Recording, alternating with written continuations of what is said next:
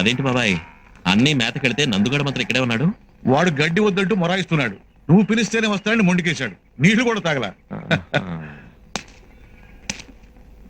లే నందు, లే, ఇలా రారా రారా, తాగు, రా తాగరా, తాగు. ఏం కావాలరా, తాగరా. ఏంటి తెలగపెట్టి కావాలా? సార్ ఇంకా కావాలా?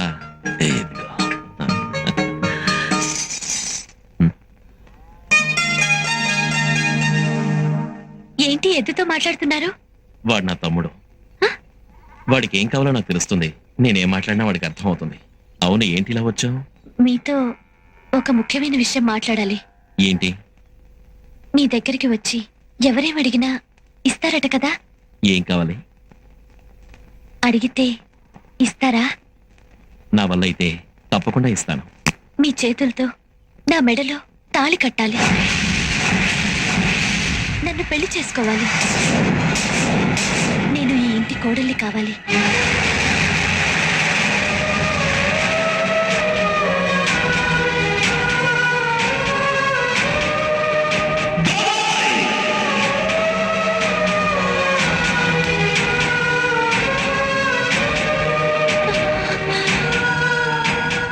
చావు వార్త విన్నాను. తలస్నానం చేసేస్తాను. రాజు, ఆ చనిపోయిన ఎమ్మెల్యే కుటుంబానికి ఏ లోటు రాకుండా అన్ని ఏర్పాట్లు చేశాను. మరి ఇప్పుడు బై ఎలక్షన్ లో ఎవరిని నించోబెడితే బాగుంటుందంటావు? అది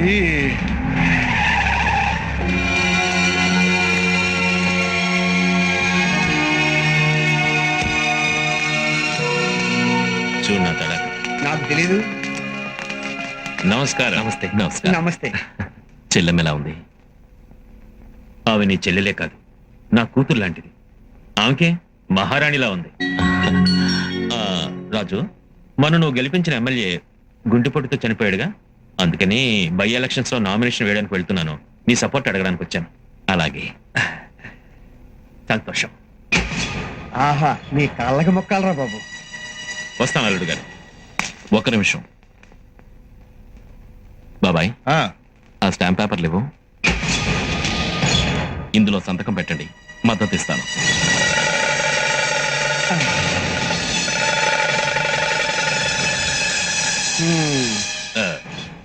రాజు, అది అప్పటి మాట. ఇప్పుడు మనం బంధువులం. పొరపాటు. సూర్యుడు ఎప్పుడు తూర్పునే ఉదయిస్తాడు. ఈ రాజు మాట కూడా అంతే. బావా, నువ్వు మా నాన్నకి ఊరికే సపోర్ట్ చేస్తాను అనుకోకు. నీ చెల్లెలికి ఇచ్చే కట్నం అనుకుంటా. నా చెల్లెలి కోసం నా ఆస్తి మొత్తం కావాలన్నా ఇస్తాను. ఇది మాత్రం చెయ్యను. ఆస్తే ముఖ్యం అనుకుంటే అది నీకంటే నా దగ్గరే ఎక్కువ ఉంది. నా దగ్గర లేనిది నీ దగ్గర ఉన్నది ప్రజల్లో పలుకుబడి. తప్పుగా మాట్లాడుతున్నారు. ప్రజల్లో నాకున్నది పలుకుబడి కాదు, నమ్మకం, అభిమానం. వాళ్ళ నమ్మకాన్ని బొమ్ము చెయ్యను. రాజు, భూమి ప్రస్తుతం తిరుగుతోంది సూర్యుడి చుట్టూ కాదు, డబ్బున్న వాడి చుట్టూ. మా ప్రాంతంలో ధర్మం చుట్టూ తిరుగుతుంది. ఏంటి బావా మాటకు మాట సమాధానం చెప్తున్నావు? నేను నీ చెల్లెలి మొగుణ్ణి. అయితే రే ఆగరా. చెల్లెలి చేత కన్నీళ్లు పెట్టించడం ఎందుకు? మా నాన్నని సపోర్ట్ చేయమని వాడి ఉద్దేశం. ఈ నియోజకవర్గంలో 1,12,000 మంది ఓటర్లు ఉన్నారు. అందులో మహిళా ఓటర్లు 60,000 మంది. అందులో 20,000 మంది నా చెల్లెల వయసున్న అమ్మాయిలు ఉన్నారు. ఒక చెల్లి కన్నీళ్లు తుడవడం కోసం అంతమంది చెల్లెళ్ల చేత కన్నీళ్లు పెట్టించాను. ఇక మీరు వెళ్ళొచ్చు.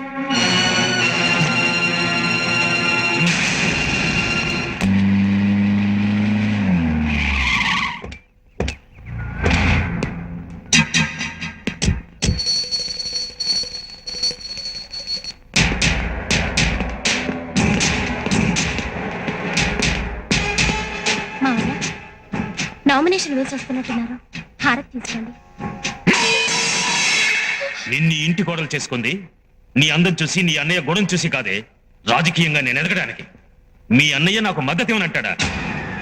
ఇవ్వకపోతే నేను నీతో కాపురం చేయను. నువ్వు ఇంట్లో కాపురం చేయాలంటే మీ అన్నయ్య నన్ను సపోర్ట్ చేస్తీరాలి. వెళ్ళు. అన్నయ్య, నా కాపురాన్ని కాపాడు అని అడుగు. వెళ్ళు.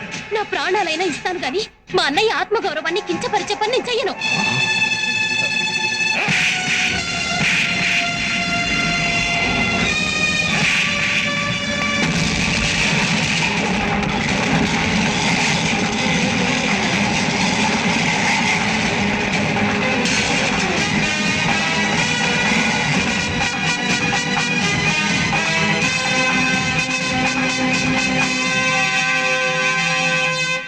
నా చెల్లెల్ని నీ ఇంటికి పంపేటప్పుడు నిన్ను నమ్మే పంపించాను.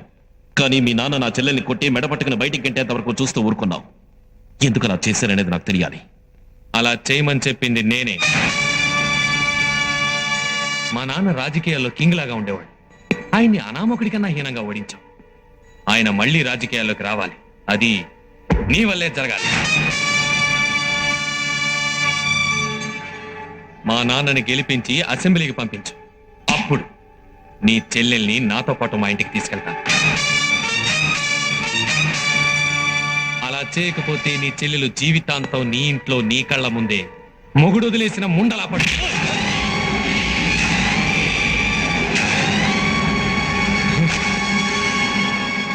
చెల్లెలి కోసం నీలాంటి పనికిరాని బావమరిది కండిషన్లు ఒప్పుకునే మనిషిని కాదు నేను. చిటికేసేలోపు నీ కాళ్ళు చేతులు కట్టేసి నా చెల్లెల కాళ్ళ దగ్గర పడేసి నీ చేత కాపురం చేయించగలను. కానీ నా చెల్లెలి భర్త మనిషిగా ఉండాలనుకుంటున్నాను. నీకింకా 24 గంటల సేపు టైం ఇస్తున్నాను. మర్యాదగా వచ్చి నా చెల్లెల్ని తీసుకెళ్ళి.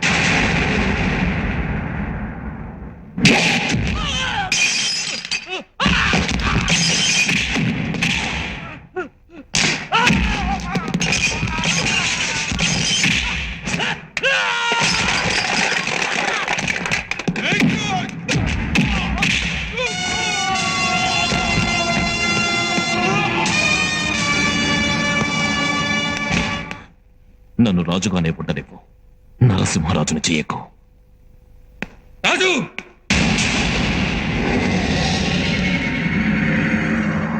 ఇలాంటి రౌడీజం ఇంకెవరి దగ్గరైనా చూపించు, నా దగ్గర కాదు.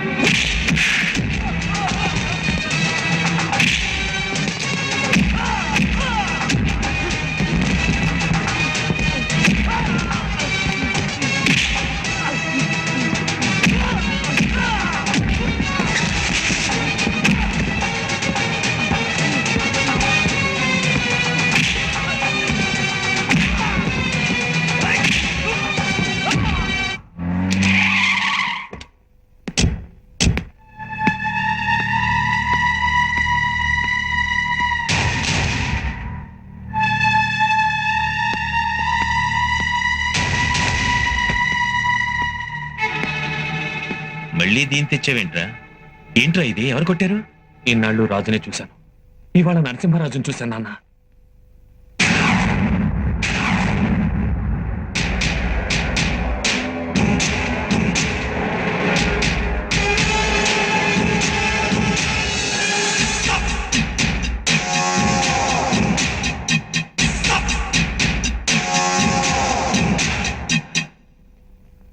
చూడు, మీది ఏ జాతి అని అడగలేదు, ఏ రాశి అని అడగలేదు.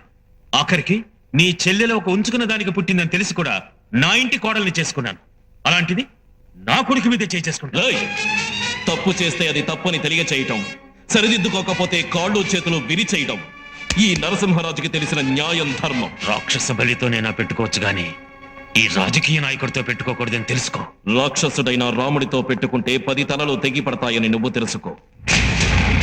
పంతానికి వస్తే నీకు దక్కేది నీ చెల్లెలి శవమే. అదే గాని జరిగితే ముందు నువ్వు శవం అయిపోతావు. ఎదిరించినప్పుడే నిజమైన దమ్ము బయటపడేది. నువ్వేవైనా దేవుడివా? దేవుడి అవతారానివా? ఎక్కడ ఉన్నాడు అని ఎగతాళి చేస్తే ఇక్కడ ఉన్నానని స్తంభం బద్దలు కొట్టుకుని వచ్చి నాస్తి అన్నవాడి జీవితాన్ని నాశనం చేసిన నరసింహస్వామి అంశంలో పుట్టిన నరసింహరాజునిరా. నిన్ను చంపడానికి నాకు కత్తులు గొడ్డళ్ళు అక్కర్లేదు. ఈ చేతి గోళ్ళు చాలు.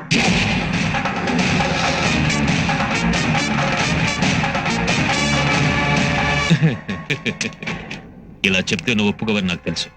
ఎలా చెప్తే ఒప్పుకుంటావు అది నాకు తెలుసు.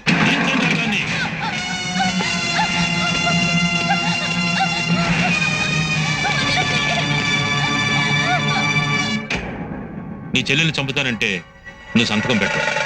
కానీ 4 నెలలు తొలిచూరు కడుపుతా ఉన్నా ఏ తల్లి అయినా ఇలాంటి పరిస్థితిలో ఉంటే నువ్వు సంతకం పెడతావు. ఎందుకంటే ఆ అమ్మ సెంటిమెంట్ ఉన్నాడు కదా.